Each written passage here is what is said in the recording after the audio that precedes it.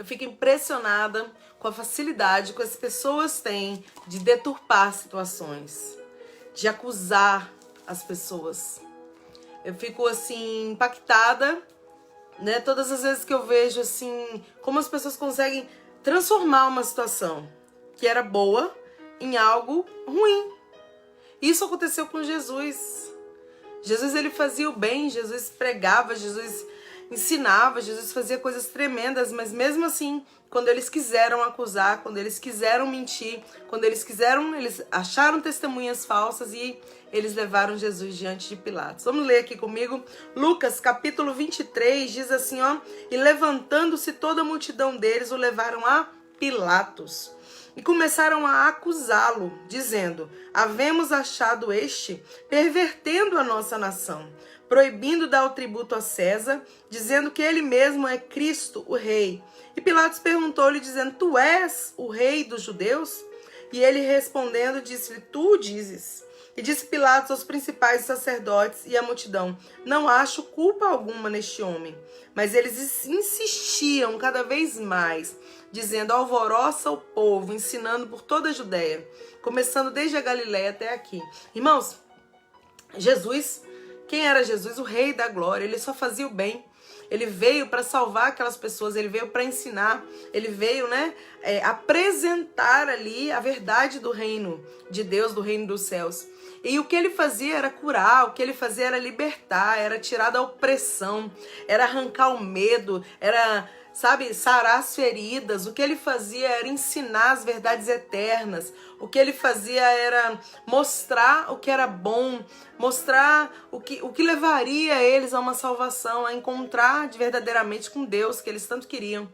Mas em vez disso, a Bíblia diz aqui que eles começaram a acusar ele, falando que ele queria perverter a nação. Olha só, falando que ele queria que não desse o tributo a César, ou seja, ele ainda jogou, contra ali o reino, o governo ali romano também, ou seja, irmãos, eles queriam de toda forma deturpar a mensagem de que Jesus veio fazer, deturpar a atitude, o dia a dia de Jesus diante de Pilatos e todos. Se eles conseguiram, porque eles levaram Jesus para a cruz, mas olha, no caso de Jesus, irmãos, havia um propósito, Jesus, ele veio, nasceu, viveu, passou por tudo que ele passou, e era necessário ele passar, infelizmente, é difícil, é tudo ruim, mas assim, para que a gente tivesse vida e vida em abundância, ele nos amou primeiro e ele se entregou por nós.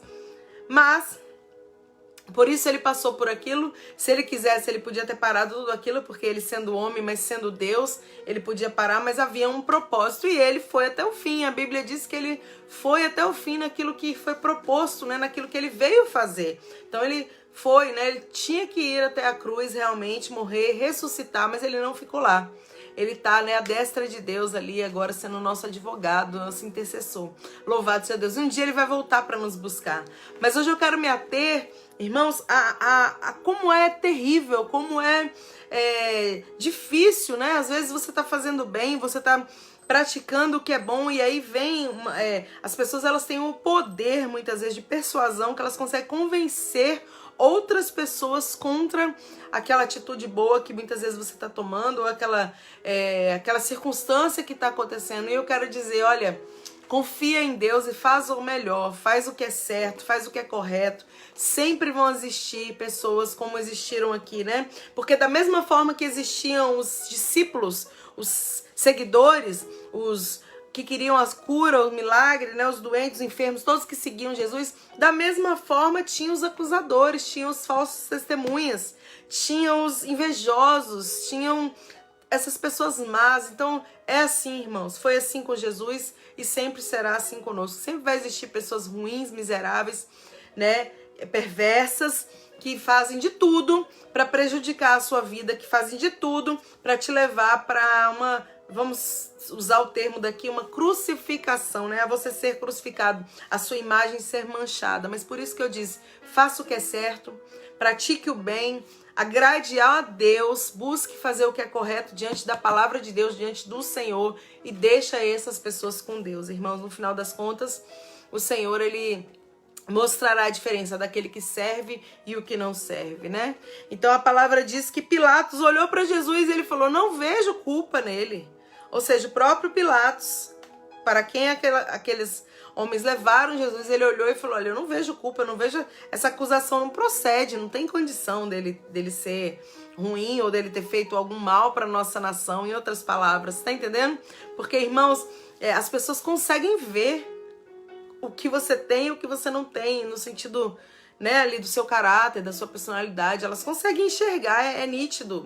E muitas vezes, mesmo assim, existem essas testemunhas, como teve aqui, que elas inventam, né, na verdade, elas criam da mente diabólica, da mente perversa e má, maligna, elas criam mentiras, elas criam histórias, elas criam situações que condenam outras pessoas. Irmãos, a gente precisa confiar no Senhor, a gente precisa agradar ao Senhor, porque isso sempre vai existir e a gente tem que se alegrar sabendo que Deus é o que cuida de nós. Jesus, ele estava na mão do Pai ali, né? Ele era o próprio Deus que teria que ser levado para aquela cruz mesmo, porque era mistério que isso acontecesse. Mas eu quero dizer para você que como foi falado que ele não ficou lá, né? Louvado seja Deus, havia um propósito maior. Então, para nossa vida é a mesma coisa, né? Fica firme com Deus. Não deixa o seu coração se abalar, se abater, desanimar por causa da perseguição, por causa da inveja, por causa da difamação, da mentira. Irmãos, se a sua consciência não te condena, fique em paz com Deus e segue o seu propósito, segue o seu caminho, segue aquilo para o que você foi chamado. Não deixa nada tirar o seu foco. Coloca os olhos no Senhor Jesus e faz o seu melhor. Prossegue para o alvo, para o prêmio da soberana vocação em Cristo Jesus. Que Deus te ajude, te abençoe, te fortaleça.